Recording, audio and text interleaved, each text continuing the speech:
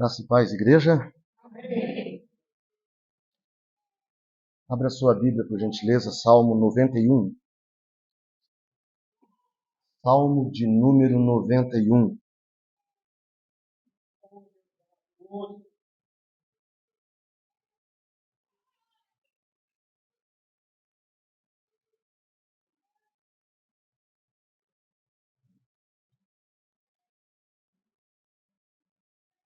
Salmo 91.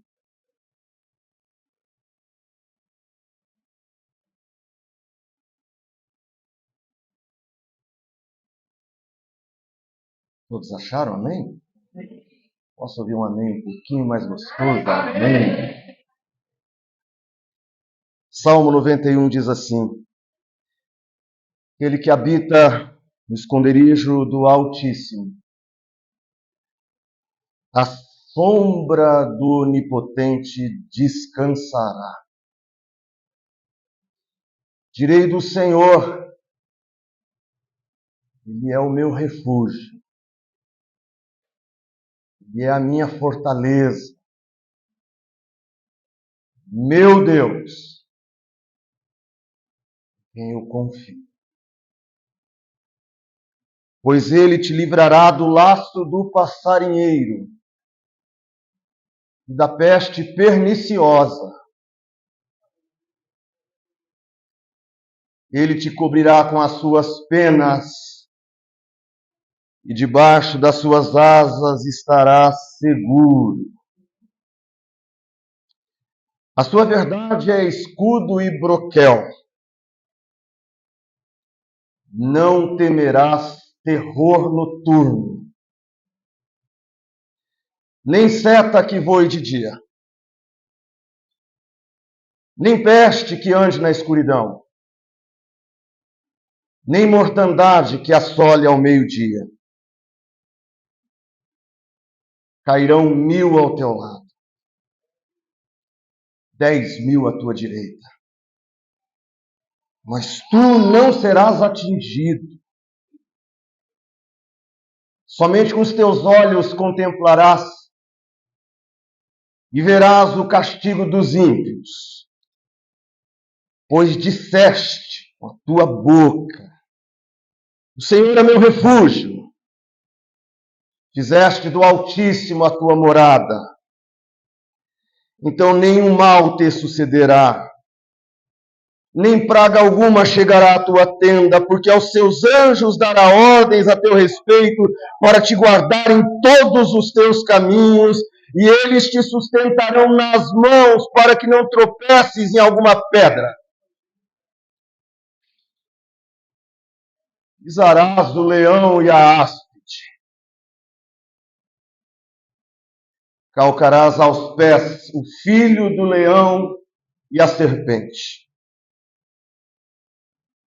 Porque a mim se apegou com amor,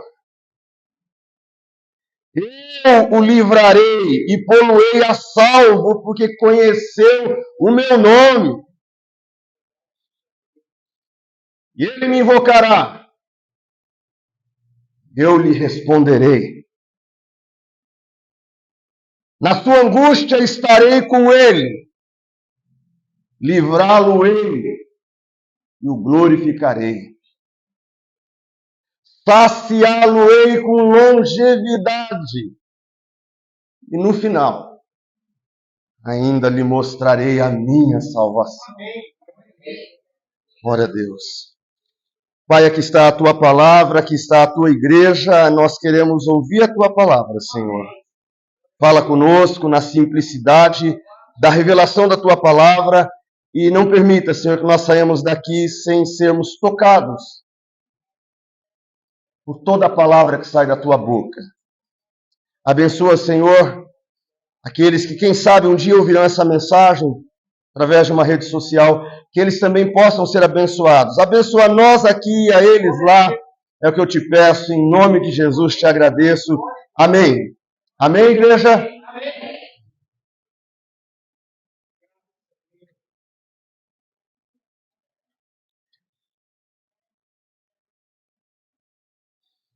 Irmãos, hoje eu quero falar sobre esse tema tão simples, sob a sombra do Altíssimo. Nós estamos diante de um salmo, irmãos, que eu diria que é dos mais conhecidos da igreja, ao longo das eras. O Salmo 91 tem sido o salmo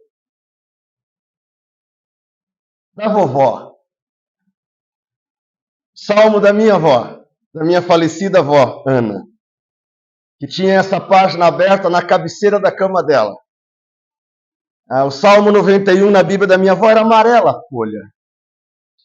Ela acreditava piamente em cada palavra desse salmo. Ela de fato era feliz porque ela acreditava na palavra de Deus. Eu tive essa bênção de crescer num lar cristão. Eu tive essa bênção de ter uma avó que orava. De ter uma avó que eu podia vê-la por muitas e muitas e muitas noites, com o joelho dobrado, e o Salmo 91 aberto e ela ali orando a Deus. Eu não sei quem é o autor desse salmo, baseado na leitura do próprio salmo, porque o próprio salmo em si não diz quem é o autor. A evidência interna, isto é, dentro do texto, não nos diz quem é o autor. Porém, os doutores judeus acreditam que a autoria seja mosaica, que este seja um salmo de Moisés. Não só os doutores judeus, mas os escritores do Talmud judaico. A maioria esmagadora desses escritores diziam que este salmo aqui, não apenas ele, mas a partir do Salmo 90, que todos nós acreditamos que o Salmo 90 é de Moisés. Mas o 91, quase ninguém questiona a autoria ou sabe. E o Talmud afirma que, na verdade, o Salmo 90 e os próximos 9 salmos são de Moisés. Isso porque a linguagem do Salmo 90 até o 99 parece muito com a linguagem de Deuteronômio. Então disse que o autor seja Moisés. E possivelmente esse Salmo 91, sendo Moisés o escritor, ele está falando de muitos momentos que Israel passou quando saíram do Egito, naquela noite do terror noturno, onde o anjo da morte passou, tirando a vida dos primogênitos no Egito, e eles celebraram a Páscoa, mas não foram atingidos, os israelitas, nenhum primogênito deles morreram, ou seja, a morte passou, mas Deus livrou a Israel.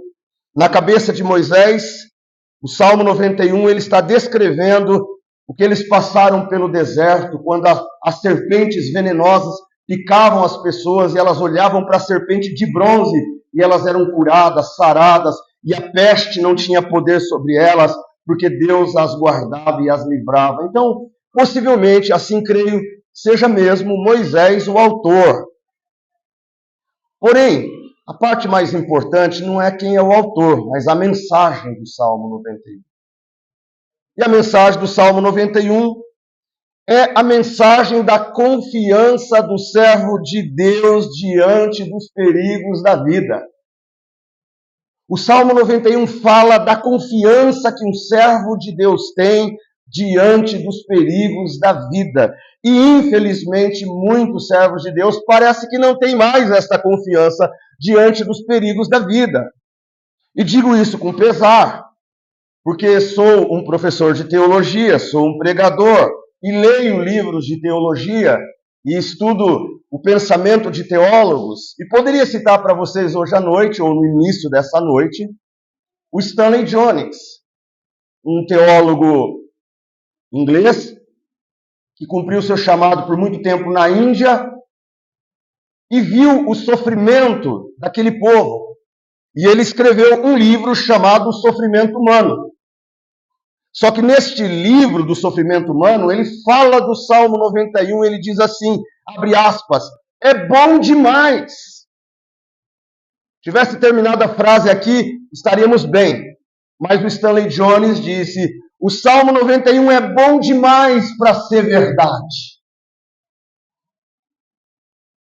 Ele não acreditava que o Salmo 91 fosse real. E que Deus desse mesmo o livramento. Todavia, hoje, ao trazer essa mensagem para vocês, eu quero afirmar que o Salmo 91 é bom demais. E é verdade. Eu creio nisso. Vocês creem também, igreja? Amém. Amém, nós cremos. Então, o Salmo 91, ele fala praticamente de 3 situações. Na primeira parte, o Salmo fala sobre os perigos do mundo. Os perigos do mundo em que vivemos. O Salmo 91 vai dizer que esse planeta é muito perigoso. Nós acabamos de passar aí há 5 anos atrás pela pandemia do Covid. Vocês assistem televisão, vocês acompanham redes sociais. O mundo, de fato, cada dia mais está perigoso. Segunda parte do Salmo 91, ele fala sobre como nós devemos viver diante de um mundo tão perigoso. Qual ou quais devem ser a postura daqueles que se dizem crentes diante de um mundo tão perigoso? E a terceira parte do Salmo é basicamente uma parte onde se afirma as bênçãos que vão receber aqueles que vivem do jeito certo neste mundo perigoso. Então, essas são as 3 ideias que eu quero tratar com vocês nessa mensagem. 1, o mundo é perigoso. 2, crente tem que ter postura no mundo perigoso. E 3, se você tiver a atitude correta no mundo perigoso, Deus então vai te abençoar muito, muito, muito e muito. Então, está posto aqui a ideia ou a tese central do Salmo 91. A confiança daqueles que servem a Deus num mundo tão perigoso. Em primeiro lugar, os perigos do mundo em que vivemos. Hoje, como está muito quente, eu vou precisar da água do começo ao final. Eu preguei ontem de manhã numa associação batista tradicional. O presidente da associação me convidou a pregar para os pastores e para os membros da Igreja Batista. E eu preguei de manhã e confesso que eu já tinha vindo da sexta-noite para o CTL, 2 horas de aula aqui, a garganta forçada. De manhã preguei, foi uma benção e eu saí com a garganta estourada. Cheguei em casa rouco, tomei um banho correndo e saí para Cumbica, lá perto do aeroporto, em Guarulhos. Eu tinha mais uma jornada de mais 2h30 de aula ontem à noite. E voltei para casa miando, mal falando, a voz e a garganta destruída. E esse calor, liguei um pouquinho o ar-condicionado para tentar chegar aqui. Não consegui ficar 5 minutos com o ar ligado, porque o ar-condicionado corta a minha voz, né? Os irmãos aqui já sabem disso há um bom tempo. Então, cortei lá o ar-condicionado para chegar aqui e conseguir fazer pelo menos a introdução da pregação, avisar que ela tem 3 pontos, pregar o primeiro, se Deus der a graça, e se eu não conseguir pregar o resto, ele já sabe. Tem mais 2 partes que eu prego outro dia. Então, que vocês estejam orando por mim até o final dessa mensagem para que eu consiga entregar ela inteira. Amém? Vamos lá. Em primeiro lugar, os perigos do mundo em que nós vivemos. E eu vou pedir, é claro, a participação da igreja com a Bíblia aberta até o final. Eu sou um pregador bíblico e gosto que você confira na Bíblia para ver se a Bíblia está falando isso que eu estou pregando aqui na frente. Se a Bíblia não estiver falando, meu irmão, pode descartar o que eu estou dizendo. Mas se tiver aí no texto bíblico, então é boca de Deus e Deus está falando. Os perigos do mundo em que vivemos. Quando nós começamos o Salmo 91, em primeiro lugar ele fala dos perigos biológicos. Ele fala dos perigos que têm a ver com o nosso corpo, com a nossa biologia, com a composição do nosso organismo. Isso porque o verso de número 3, ele fala da peste perniciosa. A peste aqui é a doença.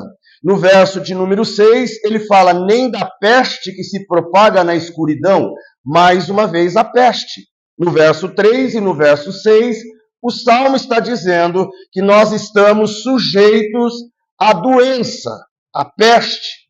Nós estamos sujeitos a sermos penetrados pelo mundo dos micro-organismos.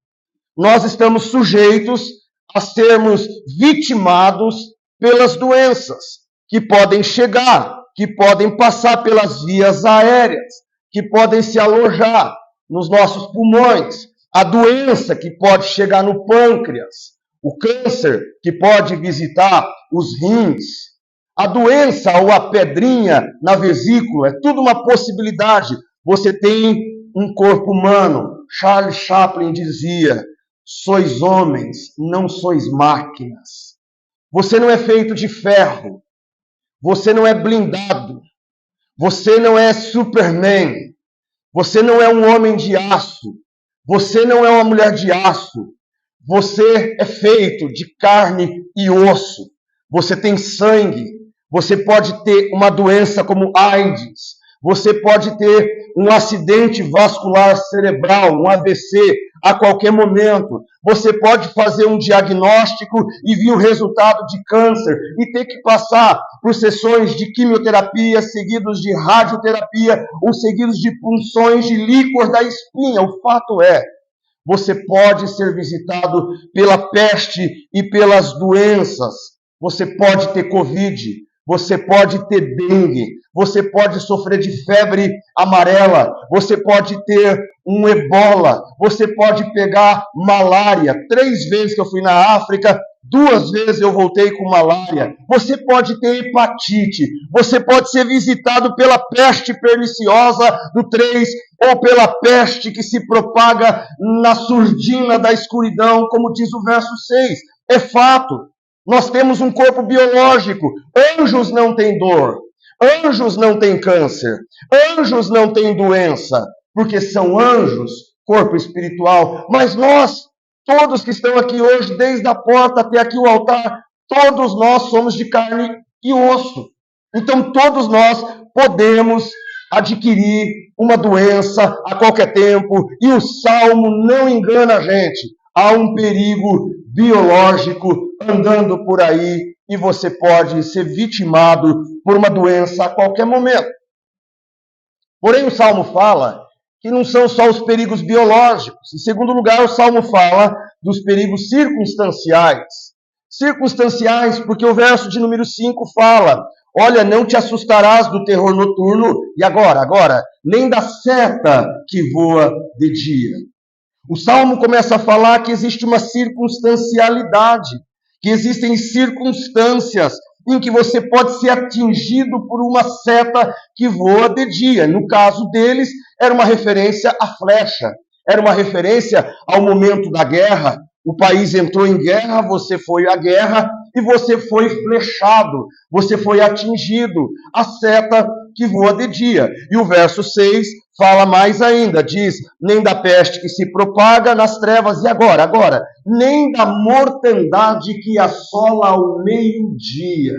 O Salmo está falando que nós podemos ser visitados pela seta que voa de dia e por uma mortandade que assola ao meio-dia. Isso é muito interessante. Por quê? Porque a ideia da morte ao meio-dia é uma circunstancialidade tremenda. Ninguém acorda de manhã, lava o rosto, amanhã de manhã, segunda-feira, você acorda cedo, lava o rosto, escova os dentes. Quer dizer, espero que você ainda seja daquele que escova os dentes, né? Porque tem uma geração que não escova mais dente. Mas você lava o rosto, escova o dente, tira a remela do olho, penteia o cabelo que estava desgrenhado, você se ajeita, passa massa corrida na cara, passa lá aquele pozinho, dá aquela borrifada de perfume e diz: vou para o trabalho, vou trabalhar o dia inteiro, hoje eu vou fazer boas vendas, vou fazer bons negócios, e você sai de casa dizendo: hoje vai ser o dia, hoje eu vou detonar, vou botar para quebrar, eu estou cheio de energia, hoje eu fiz reposição hormonal, tomei Duratestoon, Deposteron, tomei oxandrolona, Dianabol, sei lá o quê, não sei o que você tomou, creatina, maca peruana, você tomou tudo e disse: estou cheio de energia, vou trabalhar e hoje eu vou dar tudo de mim. Só que ao meio-dia você não imagina, você terá uma dor no peito e um infarto fulminante. Estará morto ao meio-dia. Ninguém amanhece dizendo: amanhã, pastor Rubens, amanhã pretendo acordar e ao meio-dia espero que eu esteja morto. Ninguém aqui que tenha juízo na cabeça dirá assim: olha, pastor, eu espero que amanhã, ao meio-dia, eu passando lá numa rodovia, eu espero que eu bata de frente com um caminhão e eu morra na hora. Ninguém quer isso. O Salmo está dizendo que há uma realidade. Há uma morte, há uma seta que voa de dia, que você pode estar num ponto de ônibus, do lado de lá, um ladrão fugindo da polícia, num tiroteio, uma seta que voa de dia, uma bala perdida, o tiro foi dado no bandido, o bandido deu um tiro na polícia, mas a bala passou e quando você sente, aquela coisa te passou e... Aquela coisa passou e te atravessou e você sentiu alguma coisa queimando e olhou no peito, uma bala cruzou o teu peito e você apagou.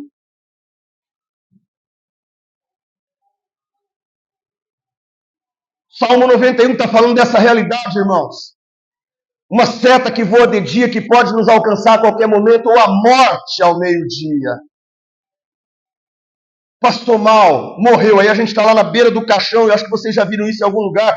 Puxa vida, com a mão lá no peito do defunto. Tinha tudo para dar certo.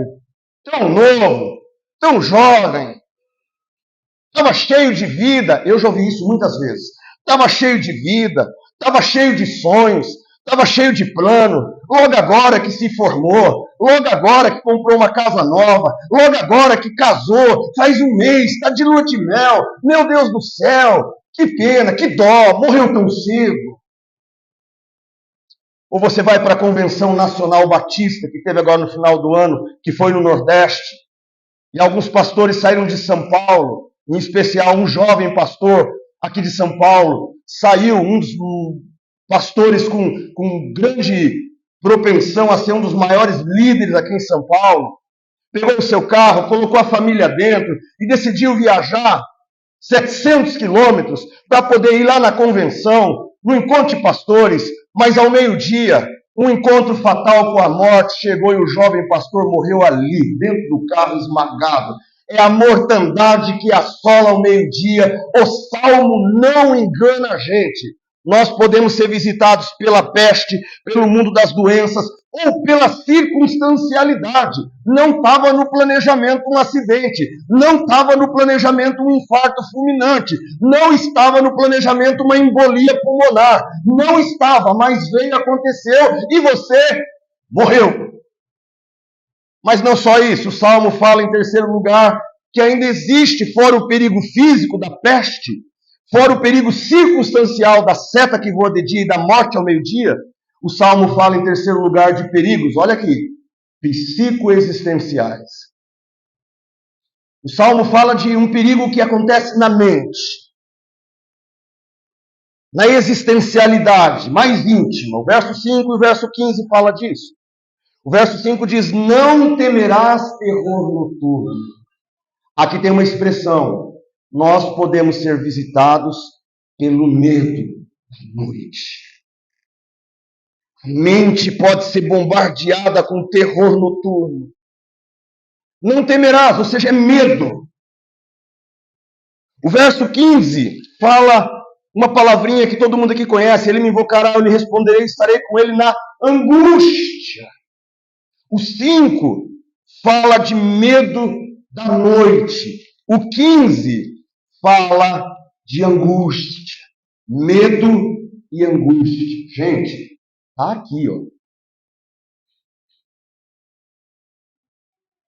É o medo do pastor pregar mais que 1h20 e o culto terminar muito tarde.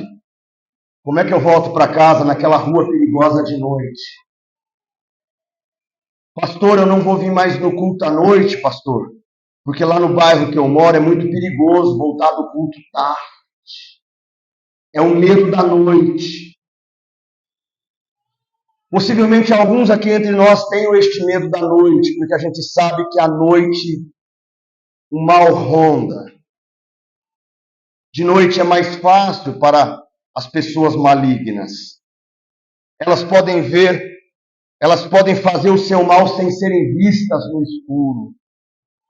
E nós sabemos que andar de noite é perigoso.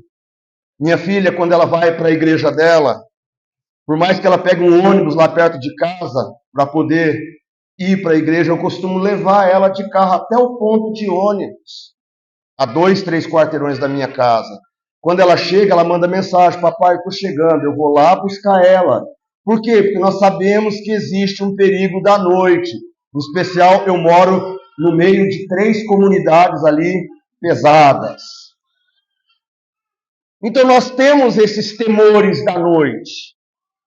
O Salmo está dizendo aqui que há uma angústia, há um peito apertado, há uma mente preocupada, há aquela sensação que aperta a garganta, que sufoca a alma, aquela mente, aquele coração que está tomado muitas vezes de medo.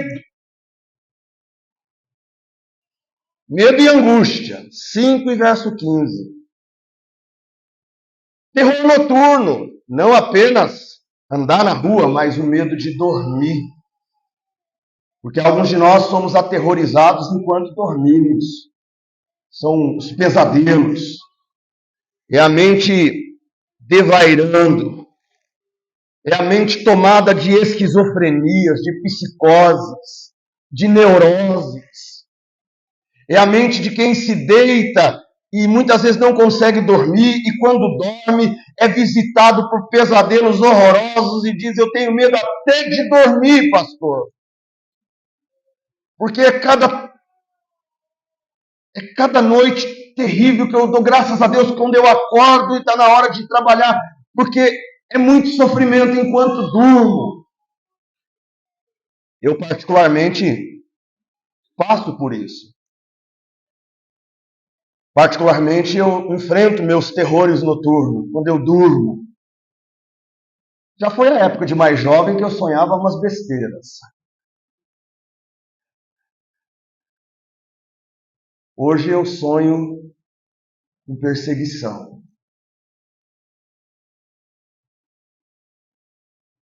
Meus terrores noturnos são pesadelos horrorosos de perseguição. De uma alma coçada. E muitas vezes, num pesadelo, e desabafo aqui para essa igreja, muitas vezes um pesadelo, graças a Deus, que nos meus pesadelos, Deus me faz voar. Aleluia. Eu sou um cara, geralmente quando tem pesadelo, é na rua da minha casa. E eu moro numa rua que é uma descida, moro no meio do quarteirão. É uma descida, ou pro outro lado é uma subida. Deus me dá a graça de ser perseguido na rua da minha casa. Porque aí eu não sou besta, subindo não dá. Eu vou para baixo, irmãos. Eu dou 2, 3, 4 pulinhos e...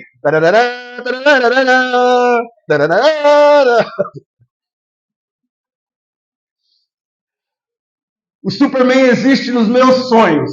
Eu vou, eu dou 3 pulinhos, 2, 3, um impulso e os inimigos vindo tudo atrás, eu suando gelado, e vem os inimigos. O meu problema, pastor, é que eu nunca voo mais que 2 metros de altura. Esse é o meu terror. Eu nunca voo mais de 2 metros de altura. Então, nos meus pesadelos, quem quer me pegar, ele só precisa esticar o braço, dá uma raiva. Aí eu fico no pesadelo assim, vendo que o cara tá chegando no meu pé, aí eu fico fazendo assim com a perna, tentando tirar o pé. Não vai pegar não, não vai pegar não.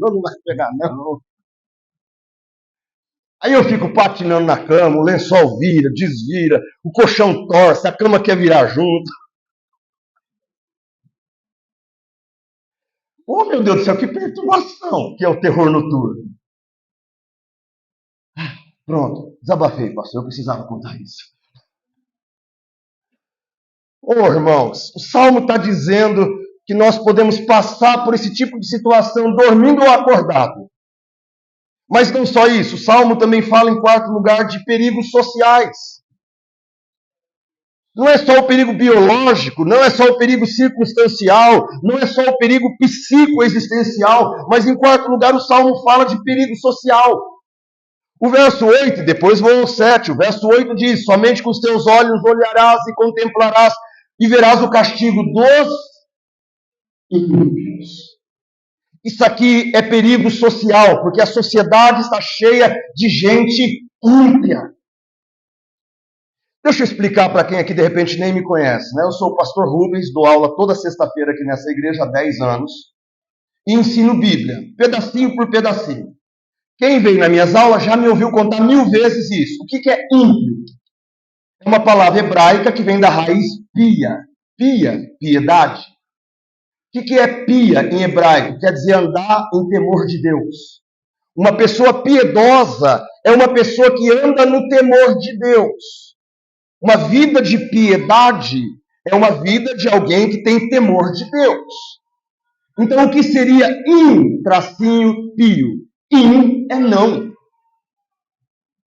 Se pio é aquele que tem temor de Deus, piedoso, piedade é temor de Deus, então significa não tem temor de Deus. Não tem temor do Senhor. E a partir do momento que eu vivo numa sociedade ímpia, cheia de ímpios, eu estou correndo perigo social. Porque as pessoas ímpias, elas não têm temor de Deus. Pessoas ímpias não pensarão 2 vezes em te prejudicar. Pessoas ímpias não pensarão 2 vezes em sacar um revólver e te dar um tiro no meio da cara. Pessoas ímpias não perderão a oportunidade de fofocar acerca de você. Pessoas ímpias não perderão a oportunidade de te difamar. Pessoas ímpias não perderão a oportunidade de se embriagar e causar um problema na sua família. Pessoas ímpias não terão problema de se drogar e chegar em casa bater na esposa que é crente.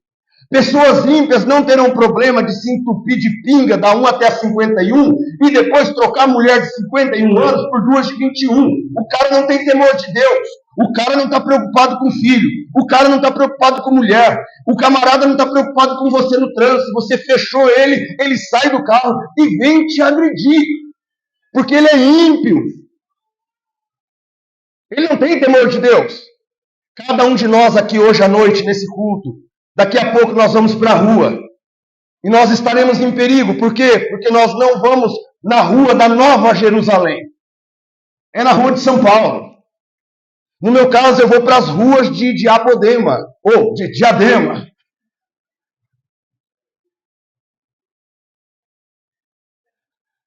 Na minha rua está cheio de ímpio. Nós moramos, eu, Jerusa e minha filha, moramos no meio de um monte de bares em volta. Dependendo do jeito que você chega no estacionamento da tua casa, já tem um cara com uma arma na tua cara. Sim ou não, Jerusa? Sim ou não? A Jerusa sabe o que eu estou falando. Você não tem sossego para entrar na sua casa. O cara para na frente do seu portão, se você falar para ele tirar o portão para você entrar, ele fala, passa por cima. E aí você faz o quê? Você fala o quê? Desce do carro porque você é faixa preta de jiu-jitsu? Sim, eu sou faixa preta de jiu-jitsu. Sou mesmo, para quem não sabe, eu sou. Para quem não sabe, levanta a mão aí, Jerusa. Levanta a mãozinha. Ah, mãozinha, faz assim, meu amor, faz. Brinca com ela para você ver a porrada começou. Da faixa preta de jiu-jitsu também. Lá em casa é meio complicada a coisa. Eu não posso nem gritar muito alto, porque senão... E não dá para você confiar no jiu-jitsu, porque ninguém mais sai na porrada. Ah, eu queria que alguém viesse na porrada. Mas não. Você levanta e fala, eu vou lá. O cara saca uma arma no meio da sua testa. Irmãos, nós corremos risco. Você está ouvindo a palavra de Deus hoje à noite. Anda de moto, anda de carro nesse trânsito. Nós estamos correndo risco. Por quê? Porque o texto está dizendo que a sociedade está cheia de ímpios. Mas eu disse que era o verso 8 e o verso 7 também, né? O verso 7 diz, cairão 1000 ao teu lado, 10.000 à tua direita. Aqui está falando de uma realidade social. Vamos pegar aqui a coisa das empresas, do trabalho. Você vê a sociedade fechando as portas, fábricas fechando porta, lojas fechando a porta, 1000 de um lado, 10.000 do outro. Lembra do Covid? Lembra 2019, 2020 que aconteceu? 1000 caindo de um lado, 10.000 caindo do outro, as portas se fechando, você precisando trabalhar e as portas se fechando, e a sociedade se lascando todinha, visitada pelo problema biológico, visitada por medo e pavor de sustentar a família agora psicoexistencial, visitados por circunstancialidades, visitados por pessoas ímpias. Visitados por uma sociedade onde tudo está afundando, as portas estão se fechando, o país está piorando, cada dia pior. Pessoas sem confiança de abrir um negócio, de tentar algo novo, de ir para a luta, de ir para a vida. Por quê? Porque nessa fase os impostos estão altos. A gente ouve falar de 1.000 caindo aqui, 10.000 caindo ali. O Salmo fala disso. Da gente ter que andar no meio de ímpios, numa sociedade onde as pessoas estão indo à falência. De todo lado que você olha, a coisa está feia. E para acabar de lascar, Modete, se fosse só perigo biológico, psicoexistencial, se fosse apenas circunstancial e apenas social, mas em último lugar, o Salmo ainda fala de perigos espirituais. O quinto tipo de perigo que está aqui são perigos espirituais. Porque o verso 3 diz assim, vocês estão com a Bíblia aberta ainda? Verso 3 diz assim, pois ele te livrará, olha só o que aparece aqui, do laço do passarinheiro. São perigos espirituais. Por quê? Porque aqui se trata de um ser ardiloso, estrategista, que prepara arapucas,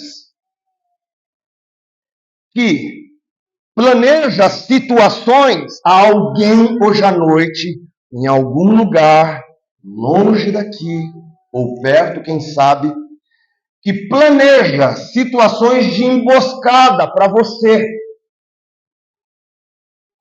Enquanto você está aqui ouvindo a voz de Deus, há um sujeito maligno, que a Bíblia chama de diabo, que é um caçador de passarinho, e aqui o texto nos trata como passarinhos frágeis. Sabe quem é você que acha que é o fortão? No texto você é um passarinho frágil, propenso a ser atraído por uma isca gostosa, por uma coisa que atrai os teus olhos. O diabo sabe que há algumas coisas que atraem os teus olhos, há algumas coisas que podem atrair o teu coração. O diabo sabe que se ele puser isso no teu caminho, o laço está armado, tu vai com o pé lá, tu vai botar o pescoço lá, tu é frágil demais, meu amigo. Há um perigo espiritual em andamento, há um laço preparado para cada um de nós que estamos aqui hoje à noite. O Salmo está dizendo a alguém preparando para você um laço. Há alguém que é ardiloso, que aqui no texto vai falar do leão e da serpente, calcarás os pés do filho do leão e a serpente, o leão e a áspide, leão, a força, a áspide, a serpente, astuta. Há alguém espiritual, no mundo espiritual, que é ardiloso, que é caçador como um passarinheiro, que é forte como um leão, que anda ao redor procurando a quem tragar, e que é áspide, que é serpente, é a velha serpente, que enganou Eva e que quer enganar a gente também. Há seres com força, com sagacidade e com estratégia para pegar você que está aqui hoje à noite, pobre passarinho. Então o Salmo está dizendo que isso aqui é muito complicado. Por exemplo, no verso 10, fala da praga. O verso 10 diz assim, nenhum mal te sucederá. Agora, eu quero essa palavra. Nem praga alguma chegará à tua tenda. A palavra agora é praga. Perigo espiritual, passarinheiro e praga. Pastor, praga não é doença? Irmãos, o Salmo trata a doença como peste. Por isso o verso 3 fala de peste. Por isso o verso 6 fala de peste. Doença, mundo biológico. Aqui nesse versículo, quando fala de praga, não é doença. Aqui a questão envolve o mundo espiritual. Por quê?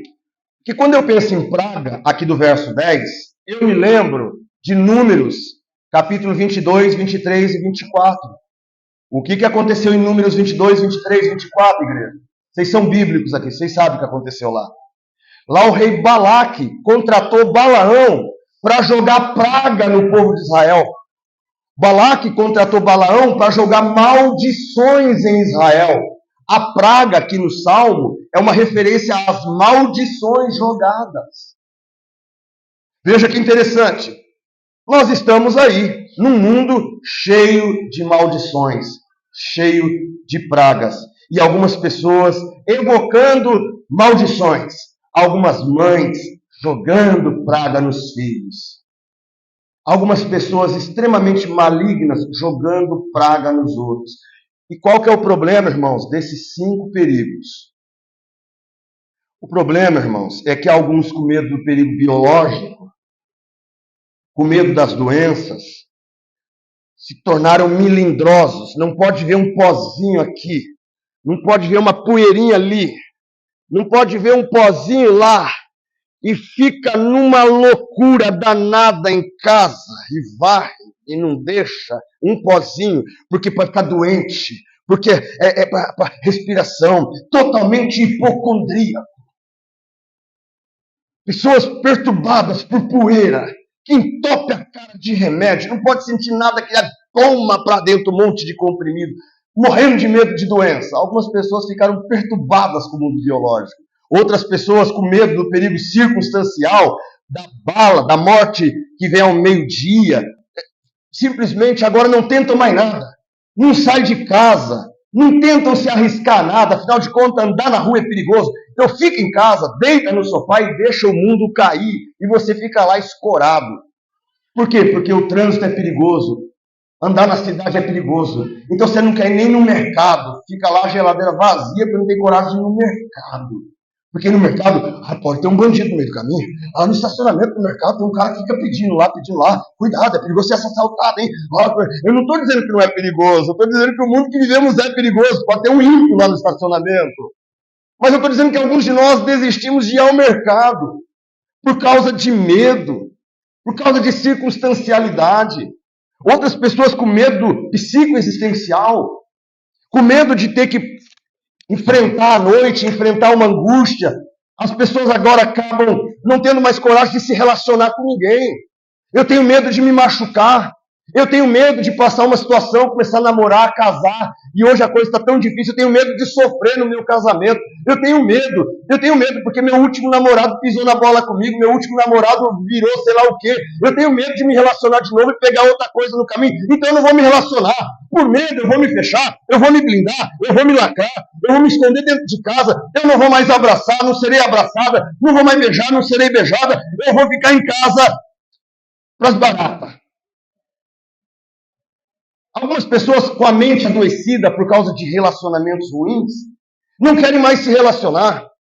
É o medo de se frustrar, o medo de se entregar, o medo de participar de uma igreja e você sofrer com a igreja, é o medo. O medo de pegar um cargo na igreja e saber que vai sofrer ao pegar um cargo na igreja, então não pego. A angústia é o medo, e por medo a gente para de fazer as coisas. Para de pôr o pé na estrada, para de lutar, para de amar, para de tentar. Outras pessoas, com medo do perigo social, porque tem empresa fechando daqui, empresa fechando do outro lado, decide então não tentar, não abre o seu negócio, não tenta um projeto que Deus te deu, não acredita nas promessas do Senhor, não vai avante, não tenta empreender, por quê? Porque o mundo agora está difícil, agora os presidentes não sei o quê, e a lei, e o governo não sei o que lá, e está todo mundo, e você não tenta mais nada. E outros com medo de perigos espirituais se fecham dentro das igrejas e se tornam escravos de pastores, bispos e apóstolos, que prometem que vão quebrar a tua maldição no Vale do Sal, na campanha do descarrego. Então, coitadinho, não sai da campanha do descarrego do Vale do Sal e o pastor vende lá a fronha para os bons sonhos, para quem tem pesadelo. Irmãos, temos aqui uma fronha de bons sonhos por apenas R$300. Eu quero. Eu tenho um pesadelo, eu quero dormir na fronha dos bons sonhos. Se alguém descobrisse alguma fronha por aí mais barata, me avisa, tá? A fronha dos bons sonhos anda muito caro.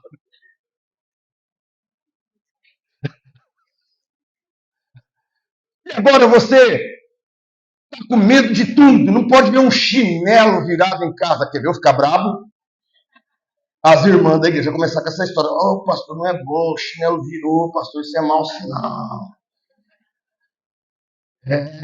Caiu o garfo, caiu a colher, caiu não sei o que lá, meu Deus do céu, pastor, cuidado, pastor, olha ali, tem uma macumba ali, pastor, uma macumba, uma garrafa de cachaça, uma vela acesa, uma galinha preta, um prato de farofa, um frango assado, o sangue de Jesus tem poder, Deus que me livre, vou passar longe dessa macumba, com medo de pegar a macumba da galinha preta. Tem umas pessoas que têm medo de coisas espirituais. Se vê uma macumba no caminho, nunca mais passa naquela rua. Ou, pastor, pode ser o tranca-rua. Eu não vou na praia na virada do ano, porque 31, dia 1, tem Iemanjá. Aí tá lá o marzão todinho para você tomar banho. Não vou tomar, pastor, porque foi feita oferenda para Iemanjá. Irmãos, os medos da doença, os medos das circunstâncias, os medos psicoexistenciais, os medos da sociedade ímpia e o medo da praga, do passarinheiro, o medo. Nós não podemos andar nesse mundo de qualquer jeito. Então a pergunta é, pastor, como é que um crente deve andar num mundo cheio de perigos biológicos, circunstanciais, psicoexistenciais, sociais e espirituais? Como é que nós temos que viver num mundo assim? Então, em primeiro lugar, como é que nós podemos viver num mundo assim? O que eu vou dizer agora é o que o Salmo diz. Se o Salmo diz, eu vou falar. Então, eu não vou falar nenhuma novidade aqui que você não saiba.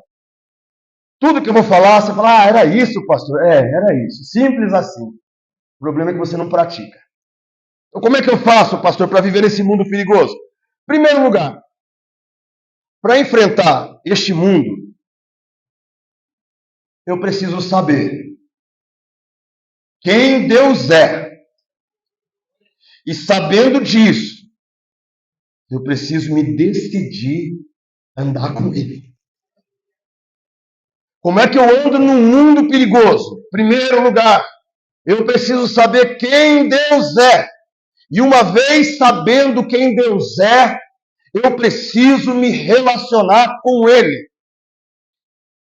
Está aqui no verso de número 1. O verso 1 diz, aquele que habita no esconderijo do Altíssimo, a sombra do Onipotente. Quem Ele é? Ele é o Altíssimo. Quem Ele é? Ele é o Onipotente Deus. Como é que eu ando neste mundo? Eu ando neste mundo sabendo quem Ele é. Ele está no alto e sublime trono. Ele habita os céus dos céus. Ele está entronizado e cheio de glória. Ele é altíssimo e a doença não alcança. Ele é altíssimo e a bala perdida não o atinge. Ele é altíssimo e não tem ninguém que possa atacá-lo. Ele é altíssimo e está sob o governo do universo e do mundo no qual eu vivo e sou filho dele. Ele é altíssimo e eu vou pedir ajuda para ele, porque ele não está baixo, ele não está vulnerável às coisas que eu estou vulnerável. Eu não estou pedindo ajuda para quem está no mesmo nível que eu não estou pedindo ajuda para quem está pedindo esmola, eu estou pedindo ajuda para quem é onipotente, é poderoso e é altíssimo. O Deus que eu sirvo é altíssimo.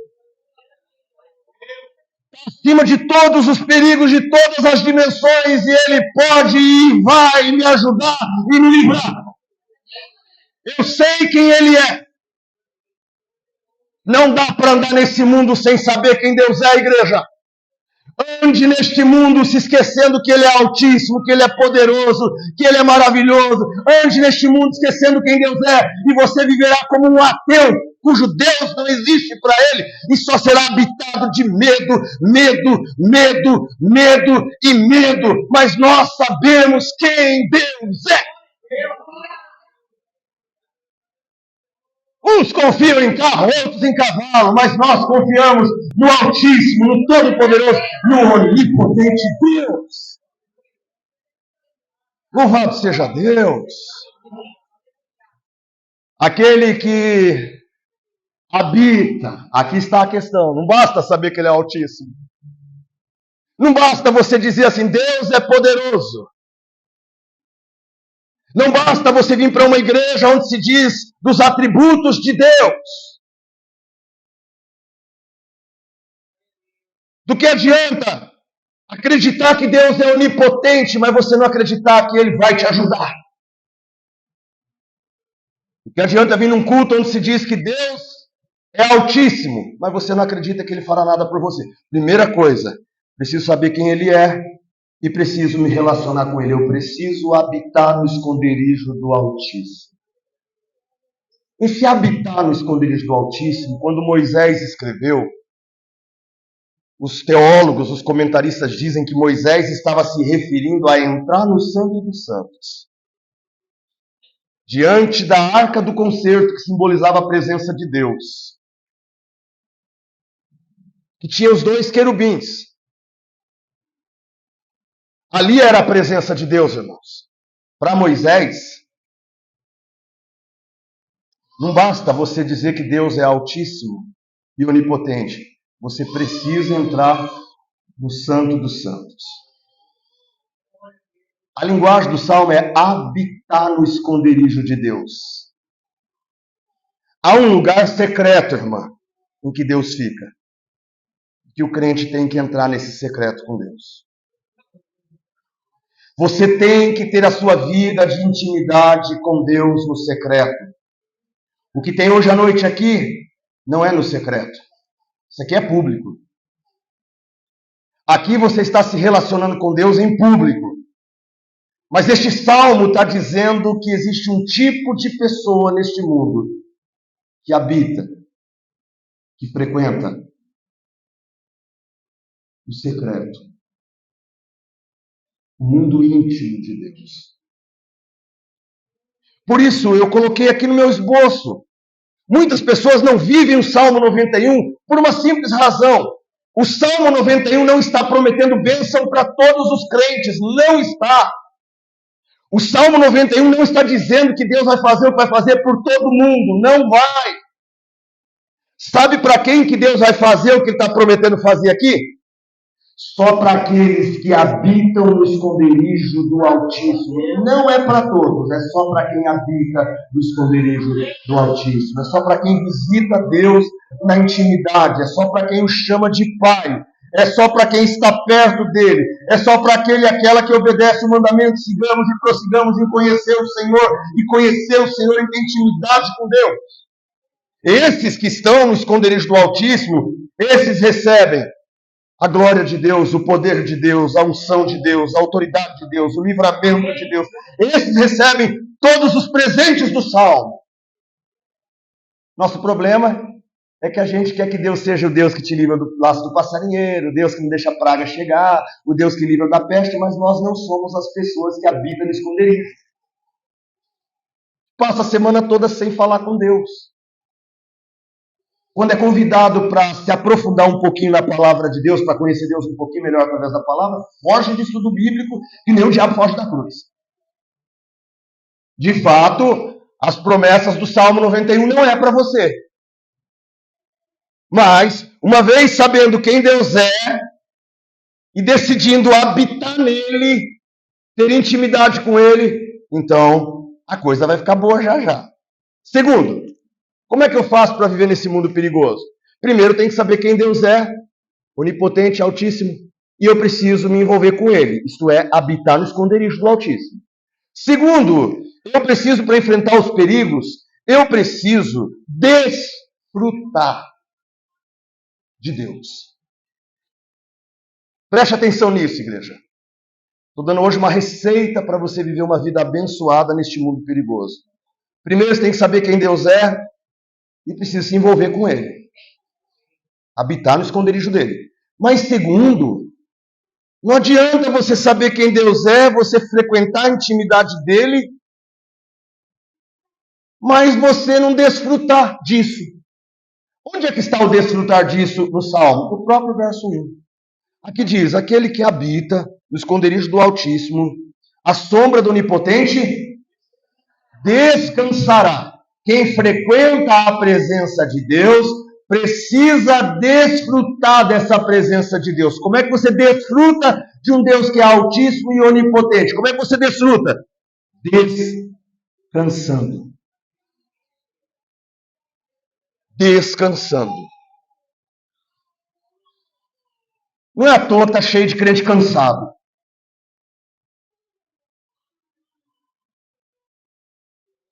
Não basta você dizer que ele é altíssimo, que não basta. não descansa no Senhor. Irmãos, quem sabe quem Deus é, aqui comigo, quem sabe quem Deus é e não consegue descansar nessa afirmação, gente, isso é pecado. Quem entende o que eu estou falando? Levanta a mão para mim ver. Quem é capaz de dizer que Deus é altíssimo, que Ele é onipotente, que você habita na intimidade dEle, que você habita na presença dEle, que você vive diante dEle, e ao mesmo tempo Deus, eu sei quem Ele é, eu sei o que Ele pode, mas eu não consigo descansar nele. Isso é um pecado. Hoje à noite Deus está revelando aqui o pecado de alguns irmãos que estão aqui hoje à noite. Você sabe quem Deus é, a sua teologia é boa. Você tem uma vida de frequência de intimidade com Deus, uma pessoa de oração. Qual é o seu problema? O problema é que você sabe tudo isso, mas não consegue desfrutar de nada disso. Vem aqui hoje à noite, diz aleluia, glória a Deus, Ele é altíssimo, Ele é soberano mesmo, Ele é onipotente, glória, glória, glória, e verbaliza tudo isso, e na hora que sai lá fora, diz, puxa vida, lá vem mais uma semana, lá vem um cansaço sobre mim, porque você não consegue descansar em Deus. Sabe qual que é o problema disso? O problema é que você não confia. Você não confia em Deus. Será que esse confia está no texto? Eu vou ler para você. O que habita no esconderijo do Altíssimo descansa à sombra do Onipotente. Diz ao Senhor, meu refúgio, meu baluarte, Deus meu, em quem confio. Não adianta habitar no esconderijo do Altíssimo se você não desfrutar desse esconderijo do Altíssimo, se você não é capaz de descansar nesse Deus, porque você na verdade diz que Ele é tudo que você diz que Ele é, mas você não confia nele. São as lágrimas de Deus nessa noite, olhar para você e dizer, eu sei que você sabe quem eu sou, mas eu também sei que mesmo você sabendo quem eu sou, ainda assim você não descansa em mim, porque simplesmente não confia em mim. E isso fere o coração de Deus. Ter um povo que é capaz de dizer que Ele é Deus, que Ele é poderoso, que Ele é altíssimo, que Ele é onipotente, mas um povo que não consegue descansar porque não consegue confiar nele. Esse é o clamor do céu. Não basta. Não basta nós fazermos afirmações, nós temos que confiar. Está aqui hoje à noite. Está aqui, do lado direito, do lado esquerdo, no começo, no meio e no final. Você precisa confiar em Deus. Entrega o teu caminho ao Senhor. Confia nele e mais Ele fará. Confia nele. Confia nele. Ele é confiável, igreja. Deus é confiável, louvado seja o Senhor. Ele não mente. Deus merece esse crédito de confiança hoje à noite, da sua parte e da minha. Senhor, eu sei quem Tu és e eu vou confiar no Senhor. Não vai ser na força do meu braço, vai ser na confiança no Senhor. Eu confio que o Senhor vai fazer acontecer, que o Senhor vai fazer a muralha cair, que o Senhor vai desfazer o laço do passarinheiro, que o Senhor vai tirar o poder da praga, que o Senhor vai me guardar do mal. Eu acredito no Senhor. Porque não adianta nada, irmãos, a gente falar que os atributos de Deus, Ele é onipotente, Ele é altíssimo, se a gente não é capaz de descansar nem confiar. Já imaginou, pastor? Eu sei quem o senhor é aqui na igreja, o pastor, mas eu não confio no Senhor. Aí, fala, não, mas eu sou íntimo do pastor, nós temos intimidade. Eu visito o esconderijo do pastor, eu vou lá na casa dele, eu tomo café com ele, eu como bolo com ele, mas o pastor sabe que eu não confio no pastor.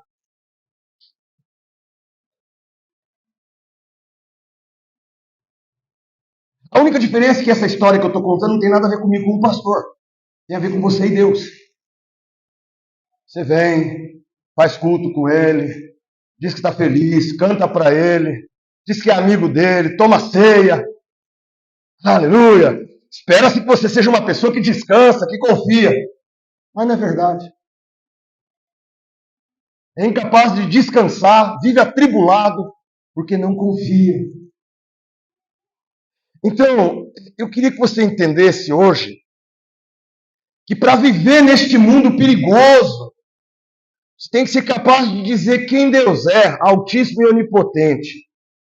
Mas tem que desfrutar disso. Como? Descansando. Como? Confiando. Como? Dizendo. Abrindo a boca. Hoje à noite, quase chegando no final da mensagem. Como? Abrindo a boca. Por que eu estou falando de abrir a boca? Porque abrir a boca aqui diz o seguinte, verso 2. Direi do Senhor. Direi do Senhor. Algo que eu quero dizer aqui hoje à noite acerca do Senhor. Não vai ficar na minha cabeça. Eu vou dizer, eu vou falar, eu vou expressar. Eu direi do Senhor. Sabe o que eu vou dizer? Eu vou dizer, eu não vou dizer que Ele é refúgio. Eu não vou dizer que Ele é fortaleza. Deus é refúgio, não serve para nada. Dizer Deus é fortaleza, não serve para nada. Dizer Ele é Deus, não serve para nada. Sabe quando é que serve? Quando você diz no verso 2, direi ao Senhor, Ele é meu refúgio. Não é Deus é refúgio, Ele é meu. Não é Deus é fortaleza, Deus é minha fortaleza. Não é Ele é Deus, Ele é o meu Deus. Eu vou dizer para todo mundo que eu tenho uma fortaleza, que eu tenho um refúgio, que eu tenho um Deus, Ele é meu e eu sou dele, Ele é meu e eu sou dele. E eu direi do Senhor, eu confio nele. Nele confiarei.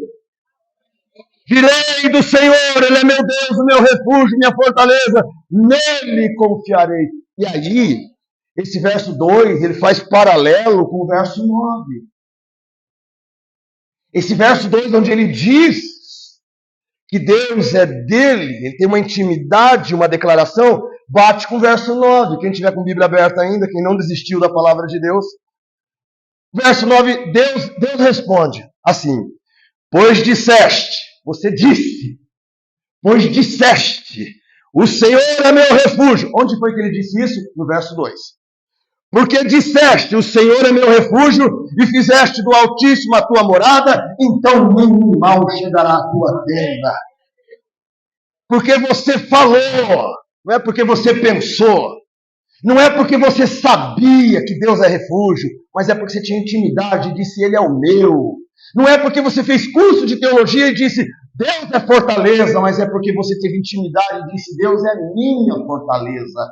Não é porque você cria com a mente caladinha, mas é porque você muitas vezes na hora do culto abria a boca e dizia, eu direi do Senhor, Ele é meu Deus, a minha fortaleza e nele confiarei. Eu abrirei a minha boca para falar para este mundo que eles podem confiar em dinheiro, em riqueza, em política, em partido que faz assim, em partido que faz assim, mas eu confiarei no meu Senhor. Sabe por que tem que dizer? Sabe por que tem que dizer? Porque esse mundo pós-moderno, irmãos, está cheio de mídia audaciosa, impondo sobre a nossa cultura a sua incredulidade. As mídias estão cheias de pessoas impondo e falando, e publicando, e postando, e gravando vídeo, e dizendo, e fazendo vídeo questionando a fé cristã, questionando a Bíblia. Está todo mundo aí vomitando as suas ideias. Diante de um mundo que está vomitando tanta asneira, cabe ao servo de Deus abrir a boca e também se proclamar e dizer, eu direi do Senhor, Ele é meu Deus, a minha fortaleza. Eu tenho em quem confio, eu tenho alguém em quem confiar. Sabe o que não pode acontecer? O mundo vomitar tudo que vomita e você ficar...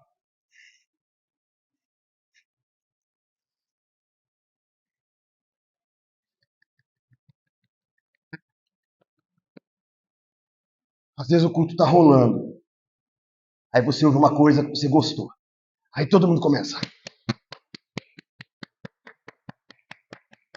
Aí começa todo mundo. A Bíblia não diz que é para você bater palma. A Bíblia diz assim, que é para você abrir a tua boca. Direi do Senhor.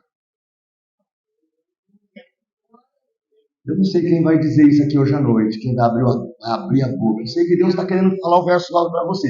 Porque você disse, eu sou o seu refúgio, nenhum mal chegará na tua casa.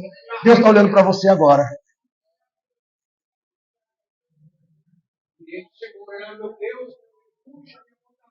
Bom, já tem um aqui, porque disseste, o mal não chegará na tua casa. Porque disseste, vou te livrar do laço do passarinheiro.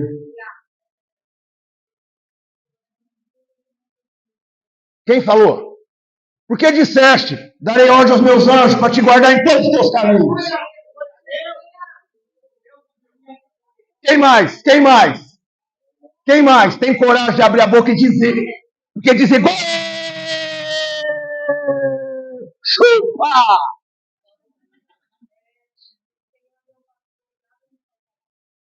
Opa, já fomos para o Salmo 23. Tá valendo. Quem mais? Quem mais? Entende porque eu disse que não é para todo mundo? Quem mais? Quem mais? Quem mais? Quem mais? Quem mais? Quem mais? Quem mais tem coragem? Quem mais tem coragem aqui? Quem mais tem coragem? Tem coragem ou não tem? Quem mais tem coragem? Quem mais tem coragem? Tem coragem de dizer isso para Deus? Ele vai dizer, porque disseste, porque disseste, porque disseste, porque vocês disseram isso. Louvado seja Deus. Porque você disse isso. O verso 9 é lindo, é porque você disse. Porque você disse, então eu vou começar a derramar bênçãos na tua vida. O mundo é perigoso. Como é que você vive nele? Você vive nele conhecendo Deus, desfrutando Deus, com intimidade com Deus, dizendo que Ele é teu, Ele é meu refúgio, a minha fortaleza. Nele confiarei, porque você disse isso. Algumas bênçãos vão chegar na sua vida. Qual é a primeira bênção? Primeira bênção para aqueles que têm coragem de dizer: o Senhor é meu refúgio, a minha fortaleza, vou confiar nele. A primeira bênção, irmãos, é que nós ganhamos um poderoso aparato espiritual. O verso 3 e 4, eu gostaria de ficar 2 horas com o texto, porque o texto tem coisa aqui para a gente ficar 2 horas no mínimo. Mas eu tenho um horário. Então, quais são as bênçãos? Primeiro, um poderoso aparato espiritual. O verso 3, Deus fala assim: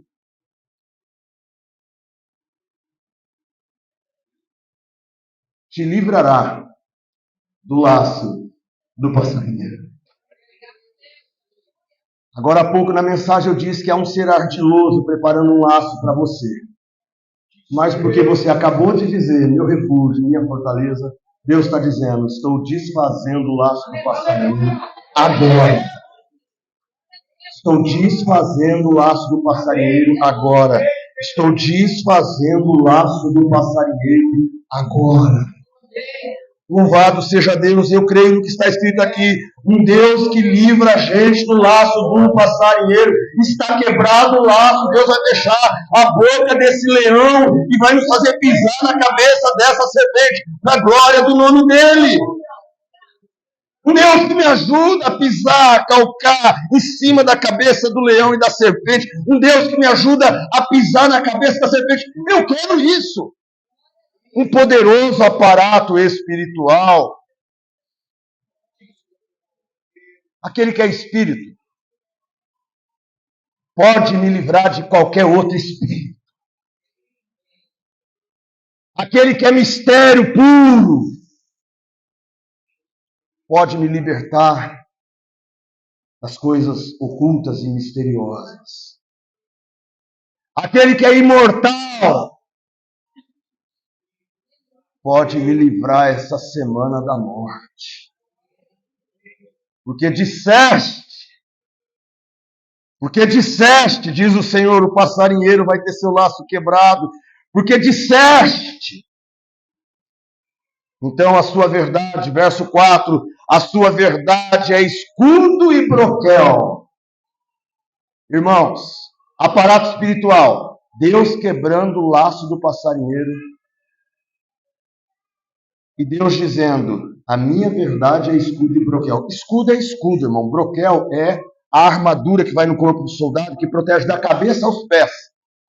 O texto está dizendo, há uma verdade de Deus sobre você, que te protegerá da cabeça aos pés. A verdade é escudo e broquel. Todo aquele, toda aquela que está em busca da verdade está protegido por Deus. A Bíblia diz, santifica-os na verdade. A tua palavra é a verdade. De fato, a proteção do Salmo 91 não é para todo mundo. É só para aqueles que estão protegidos pela verdade. Há uma verdade de Deus na minha mente, no meu coração. O diabo não tem poder de me tocar, porque aquele que é nascido de Deus, Deus o protege, o maligno não me toca. A Bíblia diz isso. A verdade de Deus me protege.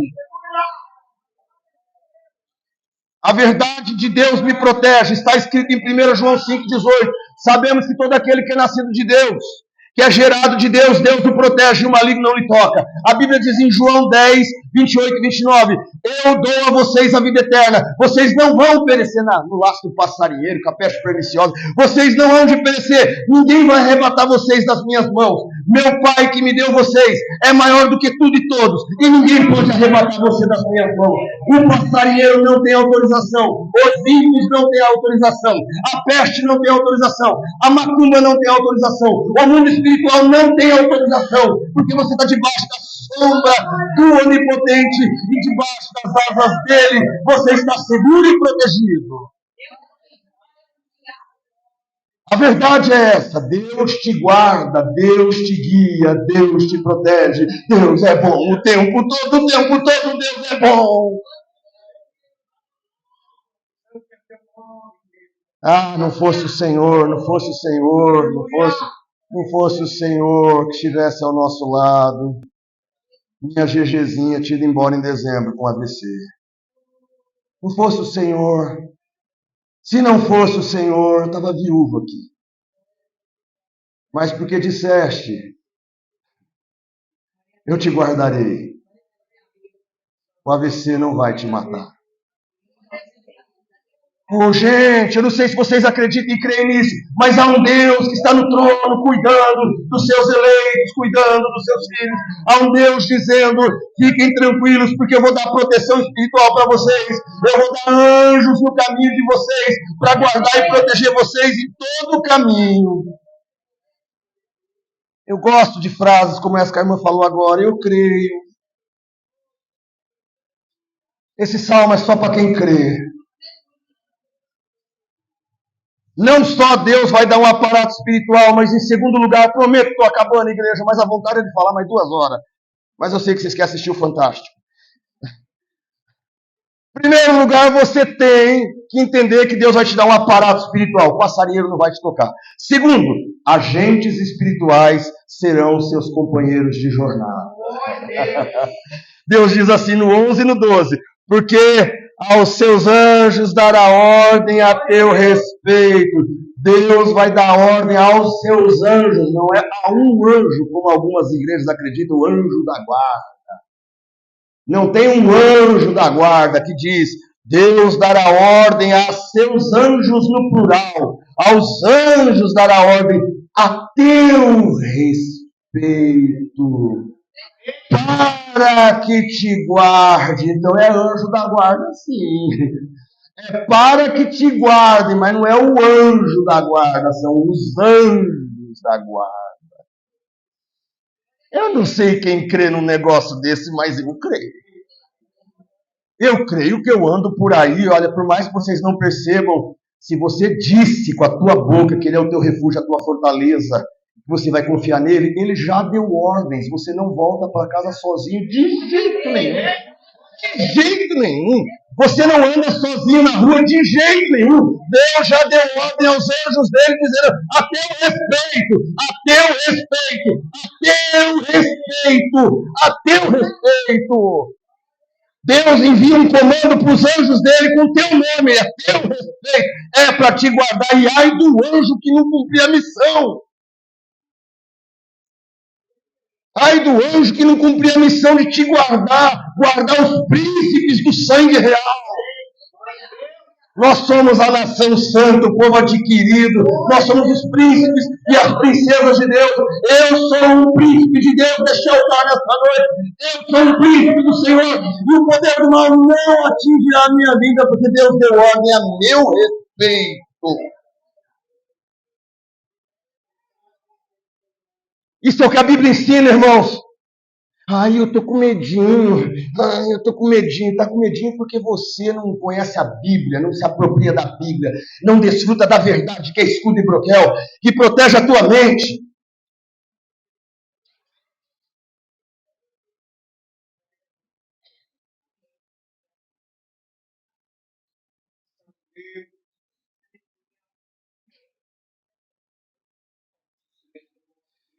O 12 diz: eles, os anjos, te sustentarão nas mãos.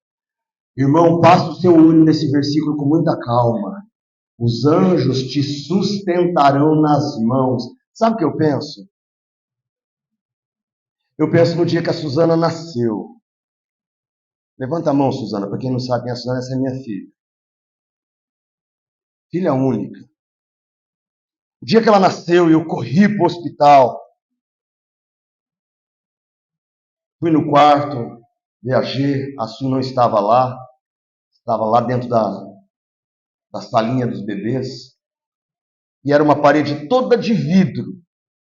E eu estava no corredor daquela sessão, quando eu vi mais ou menos 40 bebês, e uma enfermeira entrou. E ela foi num bebezinho cabeludo, cabelinho tudo espetado, assim, que nem o do pai na época, espetado, embaralhado.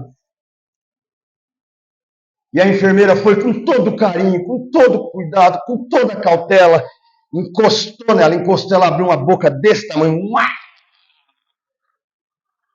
A enfermeira catou assim e veio, mas não dali de onde está o pastor até aqui onde está o vidro.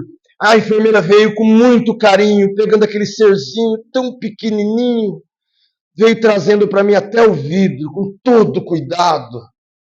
Eu imagino os anjos aqui, Deus dizendo: eu dei ordem aos meus anjos para te sustentar nas mãos. Vocês são os bebezinhos do Pai Eterno, e os anjos te guardarão nas mãos com muito carinho, vão guardar a tua vida, porque você é o herdeiro real. Tem que ter todo o cuidado do mundo. Eu penso nesses anjos enfermeiras, catando a gente. Só que o texto é tão lindo, que o texto diz: eles te sustentarão para não tropeçares em pedra. E eu fui olhar o texto original em hebraico, e eu achei lindo, porque o texto em hebraico vai dizer pedrinhas pequenas, e sugere uma estrada, pastor, cheia de pedras, cheia de pedrinhas. E quando você anda, eu não sei se alguém que já andou numa estradinha de terra, com muita pedrinha, você começa a escorregar, e diga que você pisa numa pedra e a perna... Alguém, já aconteceu com alguém aqui, você pisar as pedrinhas roliças, fazer a sua perna, você quase cair, alguns até caem. O texto aqui está dizendo que os anjos de Deus estarão nessa estrada com você, e quando as pedrinhas tentarem te derrubar, você vai levar o primeiro escorregão, mas não vai cair, porque a mão de um anjo de Deus vai estar segurando você, para você não cair, para que você não vá abaixo. Há uma mão segurando cada um de nós nessa noite. Deus diz: eu já dei ordem para os meus anjos, que é para segurar vocês pela mão. Não é para deixar as pedrinhas do caminho levar vocês para a sepultura. É para guardar vocês de todo escorregão. A mão de Deus opera sobre nós. Louvado seja o Senhor. Era para eu estar na sepultura, era para eu estar numa cadeia, era para eu estar destruído, porque não faltaram pedrinhas. Foi cada escorregão. Mas hoje à noite eu posso dizer: obrigado, Senhor.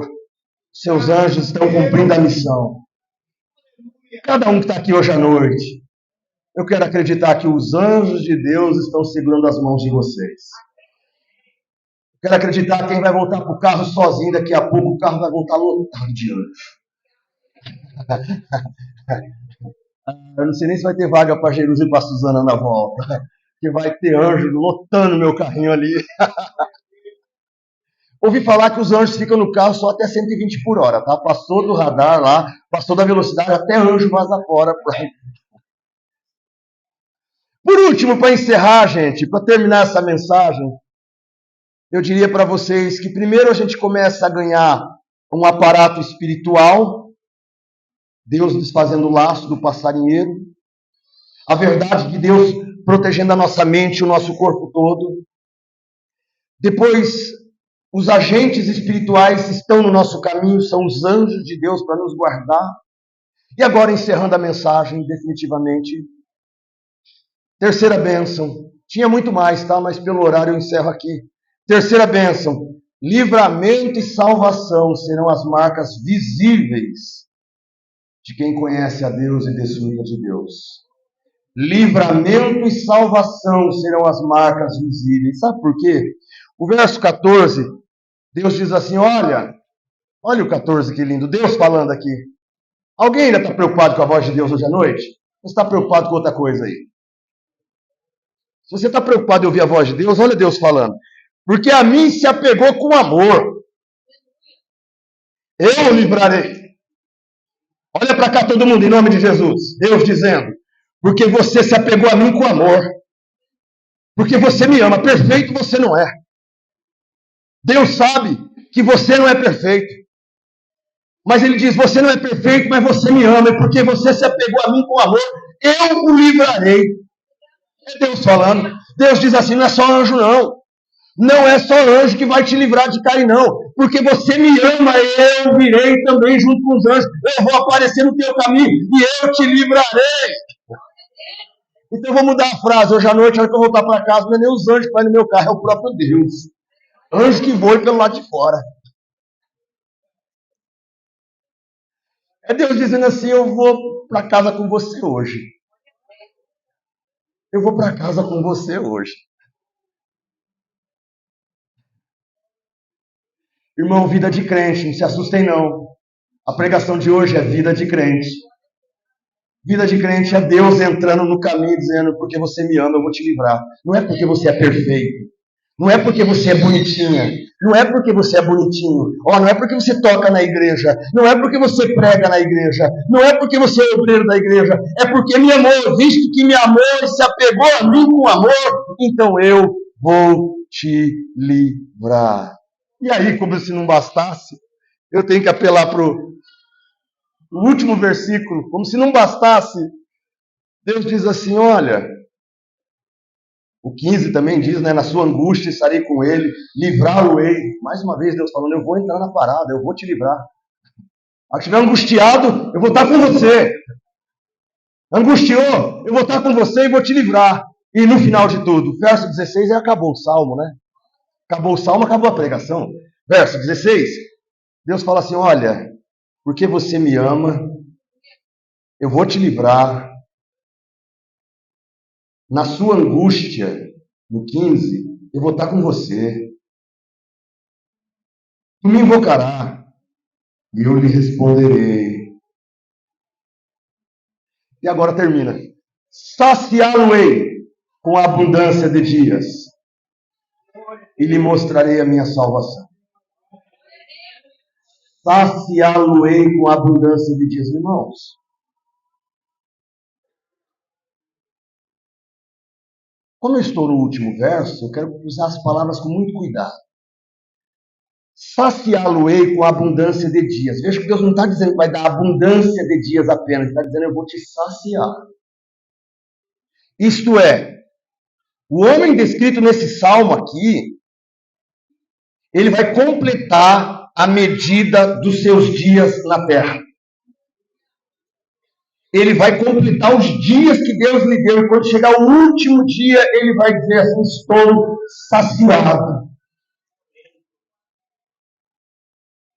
Pode ser 15 anos só de vida. Mas para aquele que Deus der 15 anos, aos seus 15 anos, quando você partir, será com o coração saciado de dias, porque o Deus que chama coloca essa saciedade na gente. Consegue entender, Suzana, porque o pai te falou aquelas palavras hoje em casa? Eu vou fazer 50 anos, filha. Estou saciado de dias. Deus foi bom comigo. Eu não morri com 15, não morri com 20. Eu não parti aos 30 anos de idade, também não foi aos 40. Irmã, eu vou fazer 50 daqui a alguns dias. Se eu partir por esses dias, eu sou um homem saciado de dias. Louvado seja Deus. Para mim tá ótimo, tá bom demais. Se Deus quiser dar mais 10, mais 20, mais 30, amém. Mas se eu partir hoje, eu estou feliz da vida. Eu vivi 50 anos, eu vivi 30 anos só para o ministério. Eu vim aqui nessa igreja nos últimos 10 anos, 500 e poucas vezes na sexta-feira da aula. Eu vim nesse culto 110 vezes pregar a palavra. Eu fui em Guarulhos nos últimos 10 anos mais de 600 vezes. Lá em Cumbica, da aula, eu dou uma olhada para o trabalho que eu tenho feito no ministério e eu só posso dizer obrigado, Senhor, por 500, mais 500, mais 500, mais 100 ali, 1000 vezes pregando lá. Mas, Senhor, muito obrigado, eu estou saciado de dia. O homem de Deus vai completar os dias que Deus lhe deu nessa terra, saciado e feliz da vida. Não vai terminar os dias dizendo, ai, eu estou com medo, eu não quero morrer, eu não quero morrer, eu não quero morrer, ai, que misericórdia de mim, ai, eu vou morrer. Não, nada disso, filho, aleluia. O meu Deus, no qual eu disse que é refúgio, fortaleza e nele confiarei. O meu Deus diz que vai me saciar com longevidade. Ele vai me dar fartura, não apenas de dias, mas fartura de mentalidade. Eu vou estar saciado. E quando chegar a hora de morrer, o salmo termina assim: eu vou te saciar de dias. E quando o seu último dia acabar, eu lhe mostrarei a minha salvação. Quando meus olhos se fecharem aqui nessa terra, oh, aleluia, vai ser o dia mais feliz da minha vida, vai ser o dia da minha morte. Só crente que habita no esconderijo do Altíssimo entende essa linguagem aqui. Quem não tem esse entendimento bíblico deve estar assim, Deus que me livre, pastor. Está falando de morte no final, hein? Vai terminar a mensagem com morte mesmo. Não, irmão. O crente, ele não morre. O crente recebeu a vida eterna. A gente só fecha o olho nessa dimensão quando morre aqui fisicamente. Você abre os olhos e o próprio Cristo te recebe na Nova Jerusalém. Ele diz, vem que agora eu vou te mostrar a minha salvação. Eu fecho os olhos em diadema. Eu fecho os olhos aqui na terra. E quando eu abrir meus olhos novamente, eu já estou na terra de Emanuel. É Deus dizendo, eu vou fazer tudo para guardar a tua vida. E quando chegar a hora de partir, a melhor parte vai começar, porque quando eu morrer, eu não estou indo para o túmulo frio, gelado, solitário. Quando eu morrer, eu estou indo para uma festa de casamento. Eu não estou indo para o fim. A morte para mim não é o fim. Eu estou indo para o céu. Louvado seja Deus. Quem aqui crê nessas palavras ditas hoje à noite? Fique sabendo, viu, pastor? Se o senhor tiver o privilégio de um dia estar na beira do meu caixão, se o senhor tiver esse privilégio, meu pastor, fique sabendo, eu estou bem. Estou bem melhor do que nesse mundo aqui. Só consegue entender isso quem conhece a verdade sobre a morte. Eu dei essa aula esses dias aqui, não dei? Para mim, o viver é Cristo e o morrer é lucro. A morte para o crente é coisa boa. Que venha, pastor Samuel. Que venha o grande dia, meu irmão. Meu pastorzão. Que venha, pastor Paulo, que venha o dia da nossa morte, que venha, que as pessoas digam, olha, saciado de dias. Aquele silêncio da igreja agora. Pastor, você podia ter terminado a mensagem no tópico, lá no verso 10, estava tão bom. Mas, irmão, a melhor parte é agora, é aquela parte onde Deus, enfim, enxugará dos nossos olhos toda lágrima. Maranata, estamos perto do Senhor. O Senhor chegou para nós. Que venha esse grande dia na minha vida. Eu não quero só ser o homem que foi libertado por anjos. Eu não quero ser só o homem que Deus sustentou pelas mãos. Eu quero ser o homem saciado de dias e o homem que, quando fechar os olhos neste mundo e abrir novamente os olhos, possa dizer, enfim, agora eu posso vê-lo como ele é.